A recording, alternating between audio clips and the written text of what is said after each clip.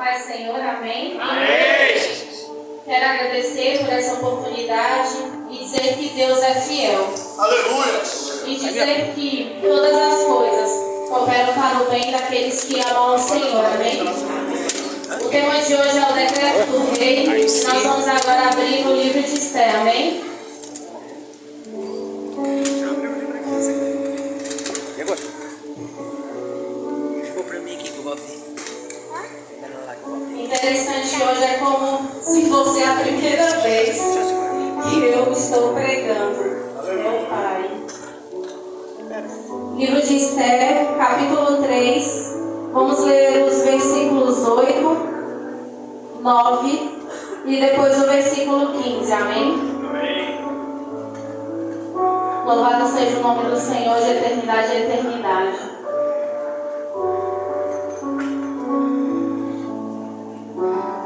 Amém, igreja? Amém. Então, Amã disse a Shashi-Verosh, que é Xerxes, Artaxerxes, ou para algumas versões, Assuero: existe um povo peculiar, espalhado e disperso entre os povos de todas as províncias de teu reino. Suas leis são diferentes das de todos os outros povos. Além disso, eles não observam as leis do rei. Não convém ao rei tolerá-los. Se for do agrado do rei, promulgue-se um decreto para a destruição deles. E eu entregarei 330 toneladas de prata ao depósito do Tesouro Real para os oficiais encarregados dos assuntos do rei. Agora vamos para o 15. Por ordem do rei, os mensageiros saíram rapidamente e o decreto foi promulgado em Xuxã, a capital. Suzã, a capital. Pode se sentar, igreja.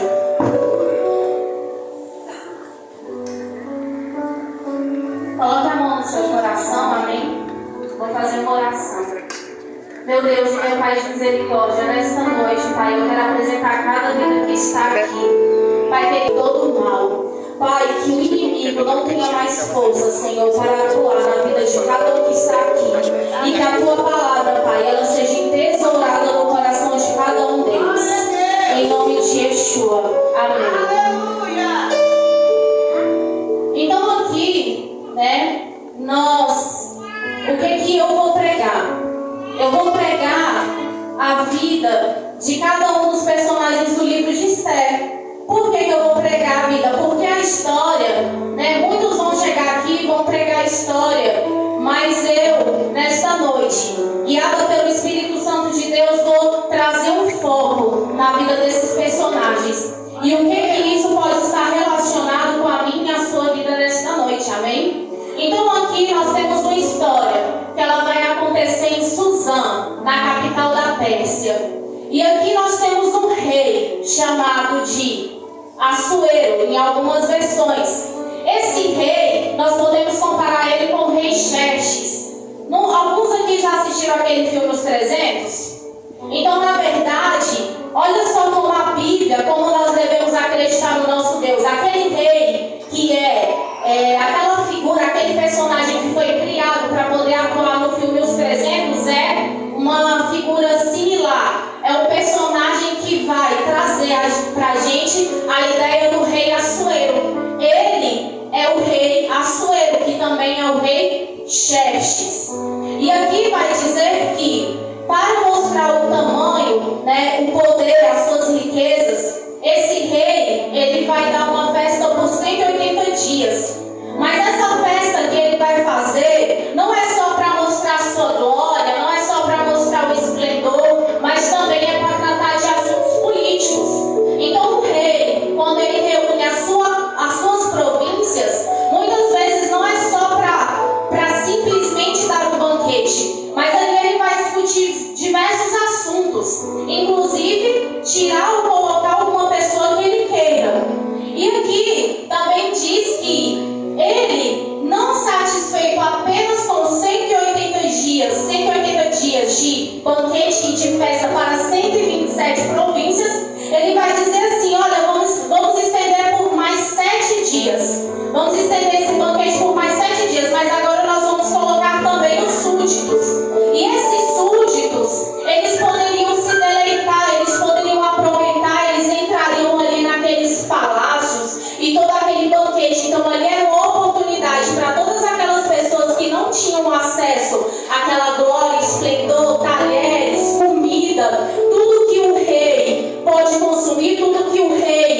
pode se deleitar, aqueles súditos naqueles dias poderiam fazer. E aqui, como é que nós podemos associar a vida do rei Assuero com a nossa vida?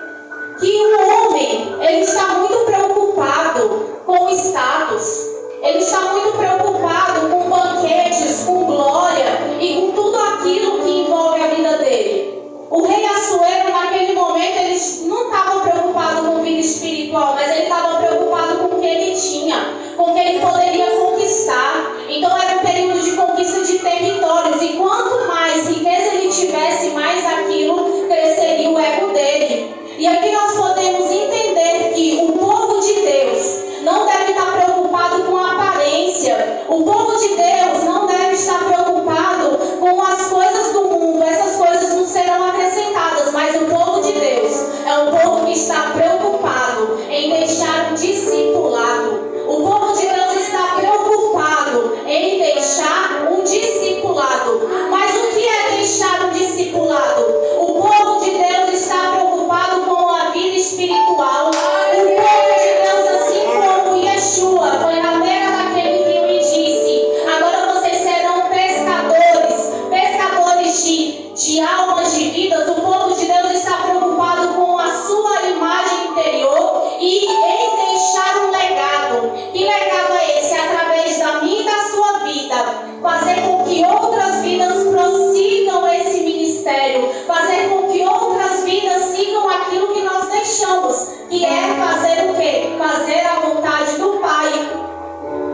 E aqui vai dizer que quando o rei Assuero, ele chama a Vasti, quando ele a convoca, vai dizer que, por que naquele momento ela também nega? Porque ele, na verdade, queria que Vasti se apresentasse, mas de uma forma o quê? Ele queria mostrar a capa. Ele queria que ela se apresentasse nua. Ele não queria que ela se apresentasse vestida. Ele queria mostrar a formosura do corpo dela. Então, quantos de nós estamos preocupados com o corpo? Quantos de nós queremos falar: olha, esse aqui é o meu marido, esse aqui é o meu namorado, esse aqui... Quantos de nós estamos nos apresentando para outras pessoas e apresentando a formosura daquilo que nós temos? Mas deixa eu te falar uma coisa: Jesus não trabalha com aparência.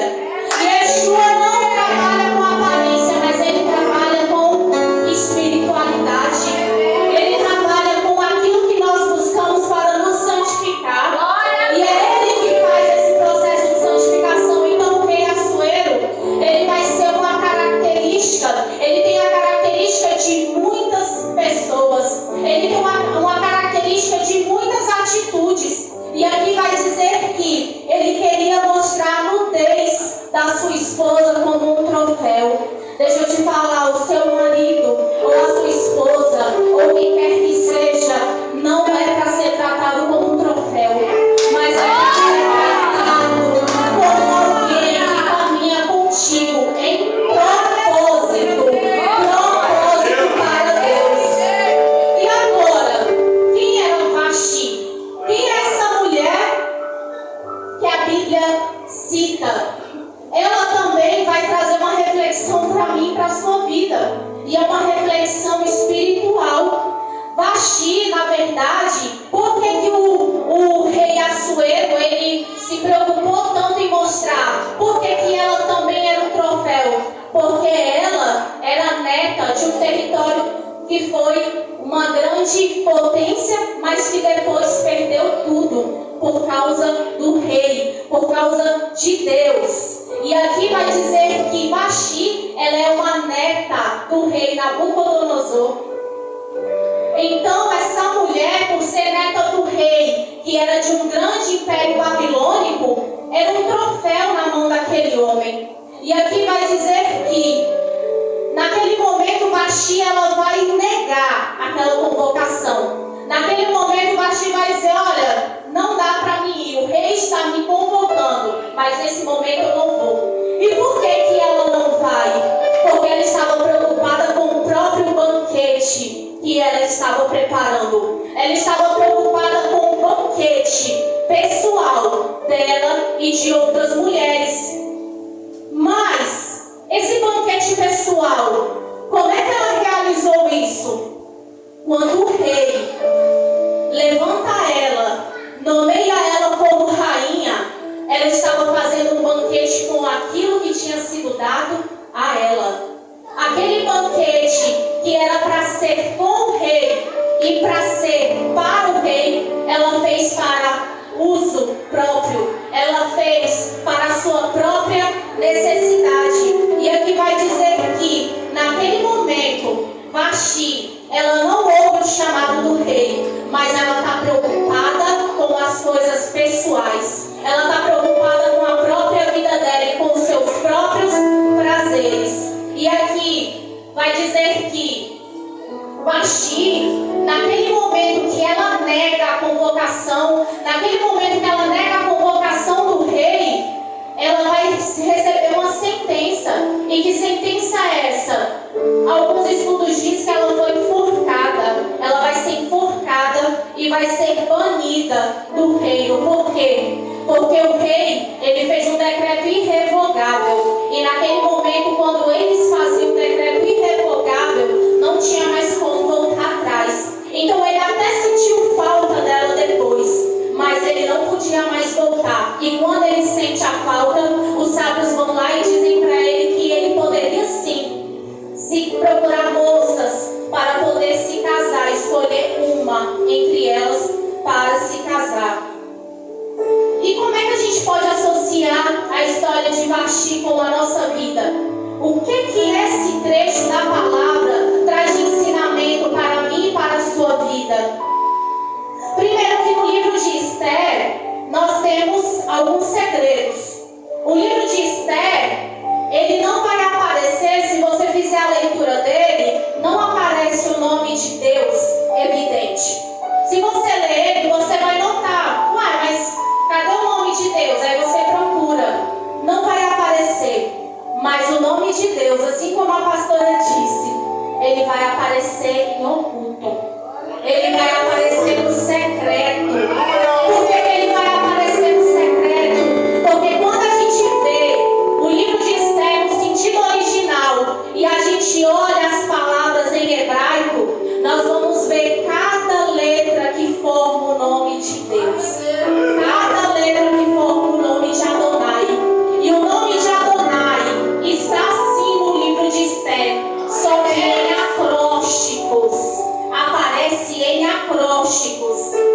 E aqui nós vamos entender que se Deus está aparecendo em oculto, significa que alguns estudos que eu fiz diz que quando aparece rei Xerxes, significa que era o rei Xerxes convocando. Mas quando aparece a palavra rei sozinho, simboliza que era o próprio Deus que estava convocando Vasti. Era o próprio Deus que estava no começo até o final do livro de Esther. Sabe por que do começo até o final do livro de Esther? Porque o nosso Yeshua é o Aleph Tav. O nosso Yeshua, na verdade, a gente não fala ômega e alfa, é em grego, mas nós falamos o nosso Yeshua é o Aleph e é o Tav. Ele está no começo e está no fim. Ele é o início e ele é o fim de tudo. E no livro de Esther, ele mostra que ele está operando no começo e operando no final. E aqui vai dizer que Vasti, ela foi convocada. Vasti, quando ela é convocada na verdade pelo nosso rei. Ela é convocada pelo nosso rei. E aqui vai dizer que quando o nosso rei coloca uma coroa na cabeça de Vasti, ou quando ele coloca uma coroa na minha cabeça ou na sua cabeça, significa que ele está te dando um reinado. Significa que você está exercendo a realeza de Deus aqui nesta terra. Quando você recebe uma coroa de Deus, essa coroa, ela tem que ser administrada com responsabilidade. Ela tem que ser administrada com compromisso. E nesta noite, eu profetizo que a coroa não vai ser retirada da sua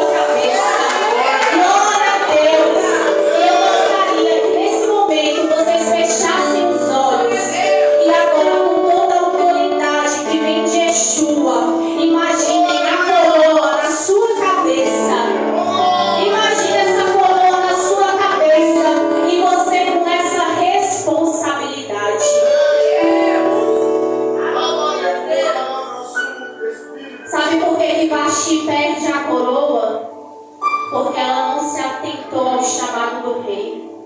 Sabe por que nós perdemos a coroa? Porque nós não nos atentamos ao chamado do rei. E sabe o que acontece quando a gente está com a coroa na cabeça, mas estamos preocupados em fazer o nosso próprio banquete com aquilo que o rei nos deu? Essa coroa é retirada da nossa cabeça e dada para outro, que será capacitado por Yeshua para realizar aquilo que nós não fizemos.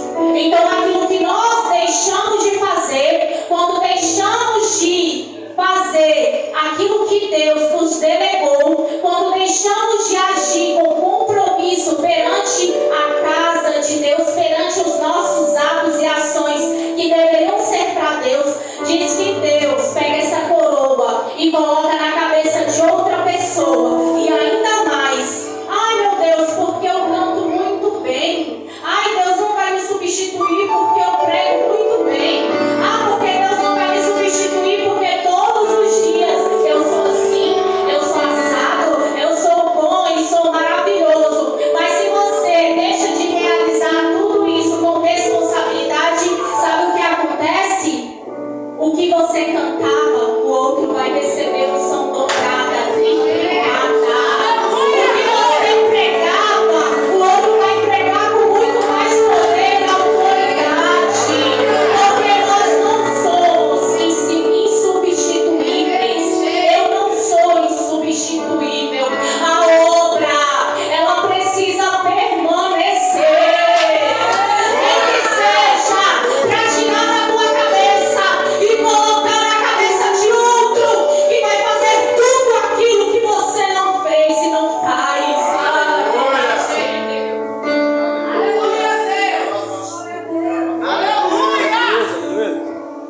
Faça aquilo que Deus colocou na tua vida. Coloca essa coroa na cabeça e assuma essa responsabilidade.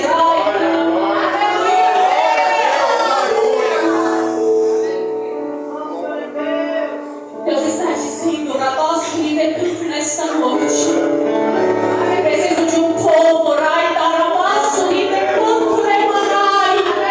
que faça a obra,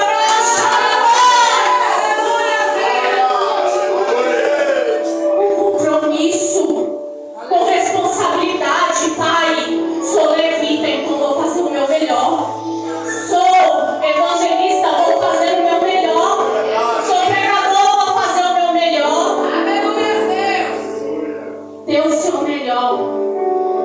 Porque quando Yeshua voltar, ele vai falar o que você fez com a coroa que eu entreguei para você.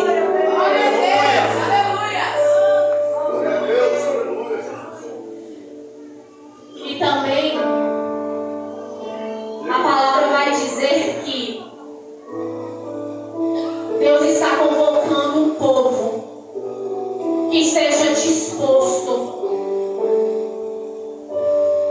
a guardar o sábado. A palavra, e muitos estudiosos vão dizer que o Shabat é uma convocação do rei.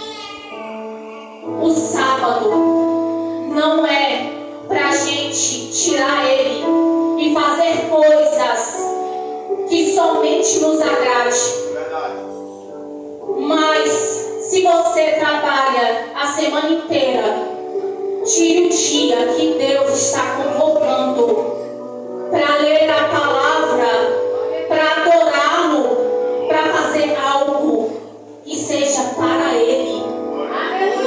Porque nós estamos sempre na correria, porque eu preciso fazer isso, eu preciso fazer aquilo, porque eu vou trabalhar, porque final de semana eu tenho que organizar. Claro que nós temos que organizar, mas nós devemos olhar para um povo que segue os mandamentos do Senhor.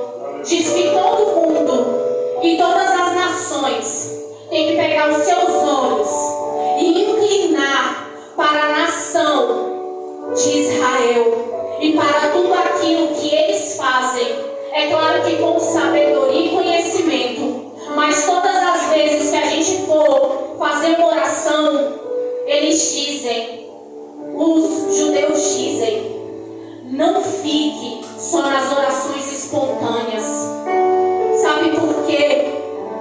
que Deus muda a vida de Esther?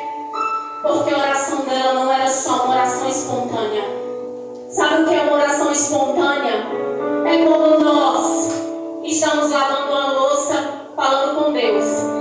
Porque ali é um momento cômodo. Sabe o que é uma oração espontânea? Ai, meu Deus, hoje meu dia foi difícil. Ai, Senhor, eu quero te agradecer. Olha, Pai, eu quero te agradecer. Então, quando nós tiramos o nosso tempo, que é algo que não vai nos forçar, nós dizemos que é algo uma oração espontânea. Mas quando a gente, todos os dias, tem aquela responsabilidade de orar, por exemplo, de manhã, à tarde, à noite, deixa de ser uma oração espontânea.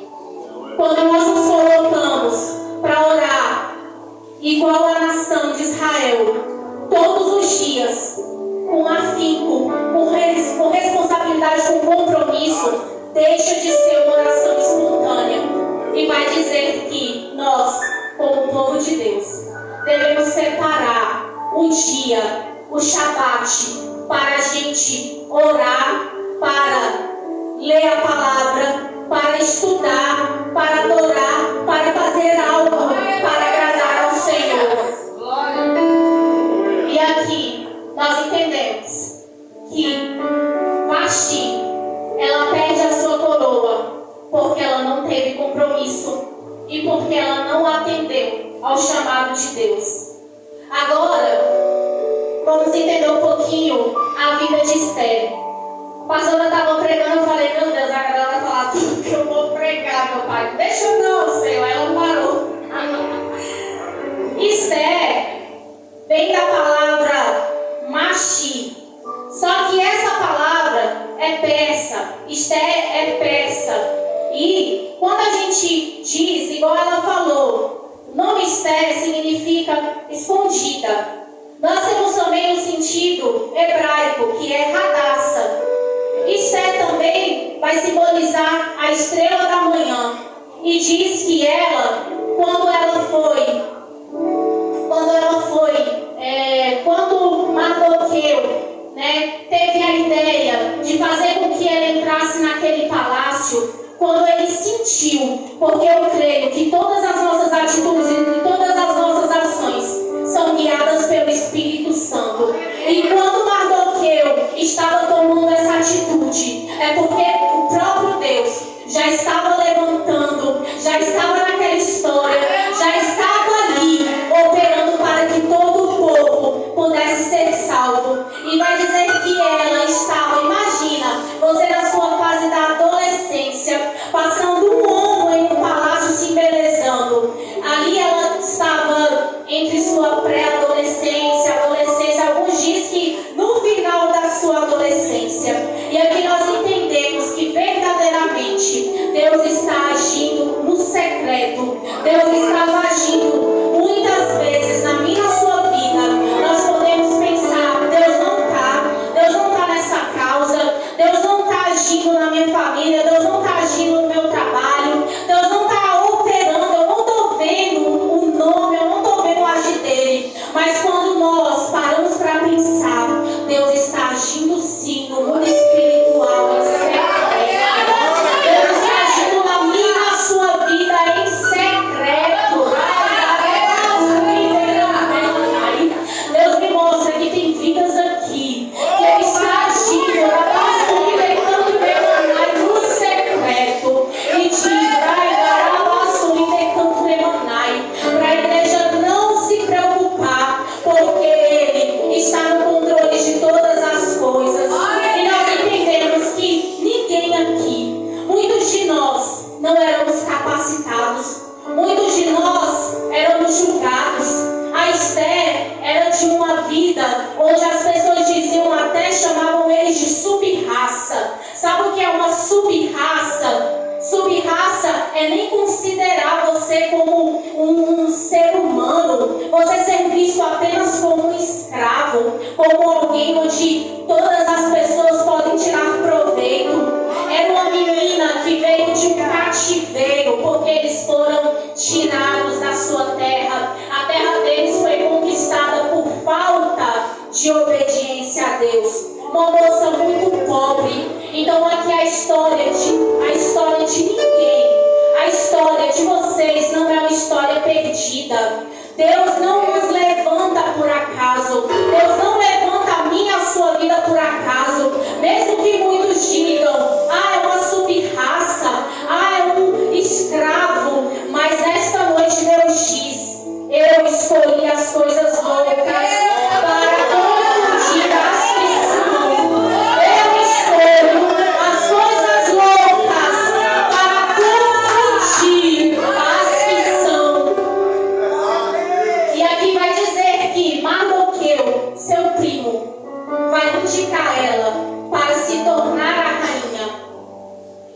Esther, qual é o segredo dessa moça?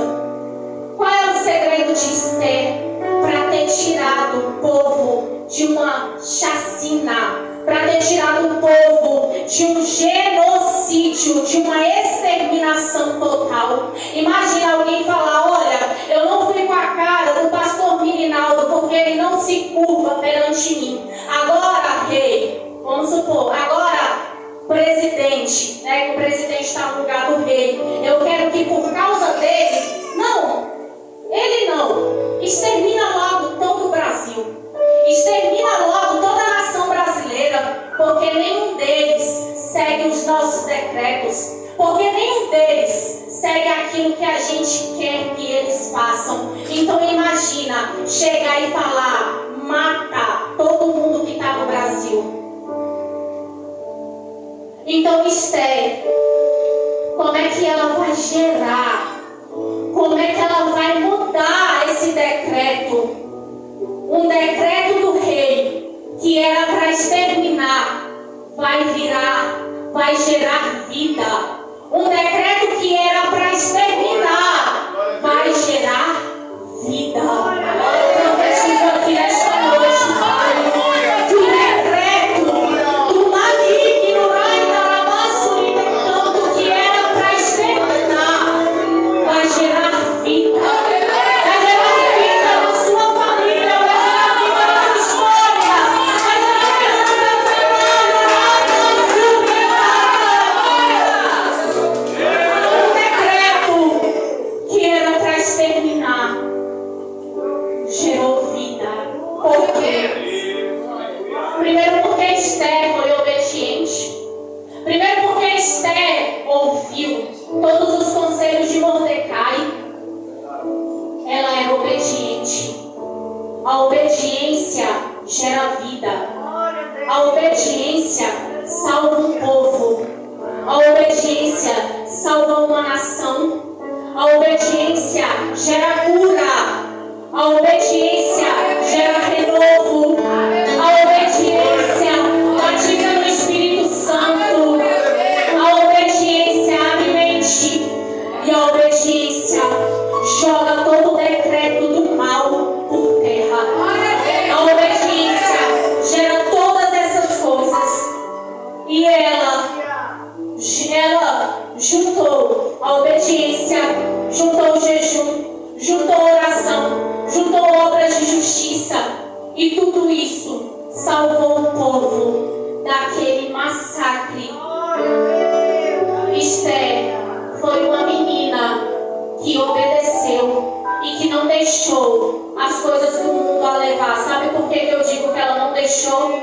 Porque quando Mardoqueu disse: olha, você vai ser convocada pelo rei, mas você não vai aceitar nenhum prato do adversário. Você vai ser convocada pelo rei, mas você vai vigiar.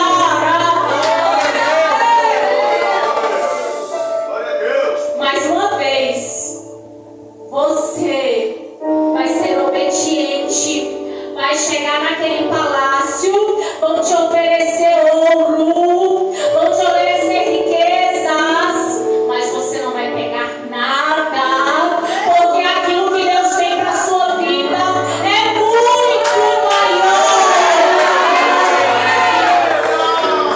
É muito maior, porque envolve vidas.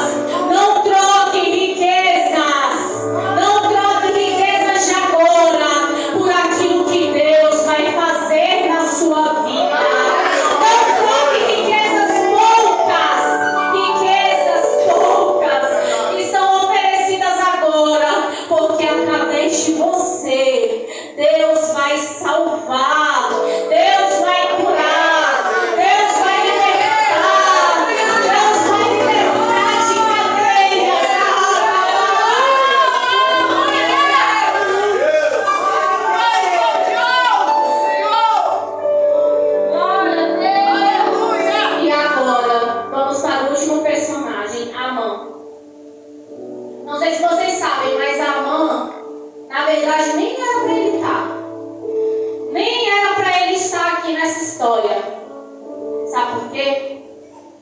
Porque se Deus mandar você tirar algo da sua vida, se Deus mandar você exterminar, faça logo. Porque esse problema que você está mantendo agora, esse problema que você não consegue tirar agora, lá na frente, ele vai gerar um grande problema na minha e na sua vida. Problemas que não são solucionados agora. Aquilo que Deus te manda fazer agora e você não faz, isso lá na frente vai te gerar um grande problema. Se o que está agora quer exterminar você, o problema lá da frente vai querer exterminar você e a sua casa, você e a sua parentela, você e todos aqueles que estão ao seu redor. Aqui a Bíblia vai dizer que Amã, na verdade, ele veio de um povo que Deus falou bem assim: Saul, mata, aniquila todos eles, porque Deus tem mais visão do que nós. Porque a visão do nosso Pai é ampla. Ele já estava vendo que lá na frente ele teria que livrar o seu povo da mão de Amã. Amã nem tinha nascido, mas Deus falou: extermina. Sabe por quê? Porque Amã é descendente de um povo amalequita. E esse povo, quem é esse povo? Quando Moisés tira o povo da terra do Egito, eles estão caminhando e a Bíblia vai dizer que eles precisavam passar pelo território dos amalequitas. Só que os amalequitas falam: aqui vocês não vão passar. E daí em diante, esse povo virou um grande inimigo dos judeus. E vai dizer que Amã, ele é um descendente de Agag. Amã é um descendente do rei que Saul deixou partir. Amã, ele é um descendente daquele que Deus falou: mata todo o povo. Mas, desculpa, gente. Amã é descendente daquele povo que Saul deveria ter exterminado. Amã, na verdade, quando ele queria que Mordecai, Mardoqueu, se prostrasse diante dele, é porque ele era um homem muito arrogante. Ele era um ministro arrogante. Perceba que a arrogância não nos leva a lugar nenhum, mas a humildade sim. Perceba que ser humilde é fundamental para a gente estabelecer relações. Mas por que Amã cresce tanto naquele reino? Como é que Amã, um homem que foi encontrado no deserto, alguns estudos dizem que Amã foi encontrado no deserto pelo próprio Mardoqueu, um homem que estava num território que não possuía riquezas, que não tinha nada, cresceu tanto em um reino. E a palavra vai dizer, na verdade, estudos aprofundados vão dizer que é porque Amã, ele cria no rei uma expectativa. Na verdade, o rei vê Amã como um potencial, porque ele mexia com magia. Porque Amã mexia com magia negra. Quantas pessoas crescem no nosso mundo porque mexem com magia negra? E as pessoas olham para eles e veem um grande potencial, mas na verdade não é. É um grande mal. É um grande mal na sociedade. E aí, certo dia, o Amã é responsável pelo decreto do rei. Amã ele é responsável por aquele decreto que foi criado para trazer grande morte, para matar todos os judeus. Mas por quê? Por causa da sua arrogância. E aí, de onde é que vem a palavra Purim? A palavra Purim, ela vem de Pu. E aí ele estava jogando a sorte. Pu, sorte, Purim. Desse dia, ele estava jogando a sorte. Ah, que dia que eu vou exterminar? Que dia que eu vou acabar com eles? Ah, amanhã, sorte. Não, depois da manhã, jogando a sorte, para ver que dia que ia exterminar o povo. Só que ele não sabia que a sorte sorte que ele estava jogando era para o seu próprio extermínio. A sorte que o adversário está jogando na minha e na sua vida é para o próprio fim dele. É para o próprio extermínio dele. Porque aqui, na nossa, Deus está livrando vidas aqui nesta noite. Porque Deus diz que está guardando o povo dele debaixo das suas asas. Todas as vezes que o adversário jogar a sorte para exterminar a minha e a sua vida, na verdade ele está jogando a sorte para exterminar o plano dele. Ele está jogando a sorte para exterminar tudo que ele tem tentado contra a minha e a sua vida. O inimigo pode até planejar, mas ele vai se frustrar, porque Deus vai acordar, porque o Deus vai levantar e vai colocar alguém, assim como ele acordou Assuero. Ele não deixou Assuero dormir. Sabia que Deus incomoda para a gente não dormir? Sabia que Deus incomoda vidas para que a minha vida e a sua vida seja salva, para que a minha vida e a sua vida seja guardada? O rei Assuero estava inquieto, não conseguia dormir, e aí certa noite que foi tocado por Deus, ele foi lá dar uma olhada nos registros, mas ele não sabia que ele tinha que olhar aqueles registros para poder honrar o que estava sendo desonrado. Ele estava lendo aqueles registros, porque todas as vezes que o adversário se levanta contra nós, Deus vai se levantar abaixo de Deus para salvar a minha e a sua vida. E o rei, ele se levantou e viu o que Mardoqueu tinha feito para salvar, e tudo que Amã planejou foi jogado por terra. Porque apesar da magia negra dele, ele não tinha noção do tamanho do nosso Deus. Apesar da magia negra dele, ele não tinha noção do quanto Deus trabalha em secreto por mim e por você. E nesta noite eu quero dizer que não se preocupe, porque Deus está trabalhando. Mesmo que você não veja, Ele age na minha